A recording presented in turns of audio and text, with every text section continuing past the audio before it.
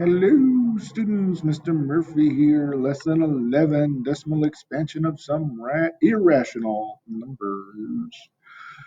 Students will approximate the decimal expansion of roots of integers. So, roots, we have the square root and we have the cube root. We can also have the fourth root, the fifth root, the sixth root, etc. We're just going to look at square roots right now. All of that other stuff, it's the same idea, but why bother going through all of that trouble? Okay, like a square root is the number times itself that equals the number you're looking for. The cube root was the number times the number times the number. And the fourth root would be the number times the number times the number times the number, etc. So, like exponents, it's actually very close to exponents, and you'll find more of that in algebra in high school. But enough of that explanation. This is actually really pretty kind of easy if you have a calculator. So grab your calculator. Where is the square root of 28 on the number line? So we know 5 times 5 is 25 and 6 times 6 is 36. So the square root of 28 is between 5 and 6. And it's probably a little closer to 5 because 25 is closer to 28 than 36. So if we were going to put it on the number line, we put a red dot right about there. Okay. Whoop, perfect. Look at that. 5 times 5 is 25. 6 times 6 is 36. But I want to be more precise. So let's zoom in, right? Zoom in. So 5 and 6 is 5.1, 5.2, 5.3, etc. up to 6.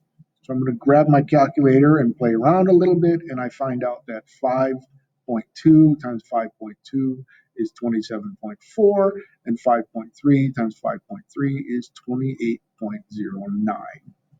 So the square root of 28 is somewhere between 5.2 and 5.3, and it looks like it's closer to 5.3.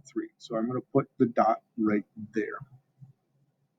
But we can get closer. So we zoom in between 5.2 and 5.3, and I see that 5.29 times 5.29 is 27.9841, and 5.3 times 5.3 is still 28.09. So I'm between 5.29 and 5.3, probably, well, actually, it probably should have been closer to 5.29, but whatever. Zoom in again, and I find 5.291 times 5.291 is 27.6137, while 5.292 times 5.292 is 28.005264. So it looks like this is closer to 5.292, so it should be a little to the right of the center. Zoom in again. So 5.2915 times 5.2915 equals 27.999999725. So between 5.2915 and 5.2916, I've got this, and 5.2916 times 5.2916 is 28.005294. So I got 4 nines here and 2 zeros here, so it's going to be closer to 5.295. So I'll put it there. Okay. This is this can go on forever and ever and ever, and we can get closer and closer and closer, but we can never get the exact number. Your calculator might actually end up giving you the exact number, but I think usually these Texas Instruments 30XAs that we use at school that you may have at home, they actually will always end up with either all nines or 00001. So it doesn't tell you exactly, it doesn't give you the false impression that you can find some sort of decimal multiplied by itself that equals 28. Okay, because there isn't one. It's an irrational number, and this we could add decimals 5.2915, 2 or whatever. We can keep adding decimals on it and multiply by the same number, and we will never actually end up with the exact right number. Okay. So irrationals, like the square root of 28, which I forgot to put in, are decimals that go on forever and never repeat. Notice how the red dot moves from spot to spot between the hash marks. If you remember from lesson 7, the repeating decimal 0.833 repeating, it was always just a little bit to the right of the hash. Right? So I'll show you, right? Here is 0.8333. So 0.8 is between 0 and 1. 0.83 is just to the right of 0.8. And 0.833 is just to the right of 0.83. And 0.8333 is just to the right. And 0.833333 is just to the right. So it ends up, if I keep zooming in, my red dot stays right about here, and it's always the same. So that's a repeating number, a rational repeating number. So an irrational number, look how the dot bounces around. So you never know, every time you zoom in, you never know if it's going to be here or wherever it's going to be. And that's why it's irrational, because we never know where that dot is going to end up being, right?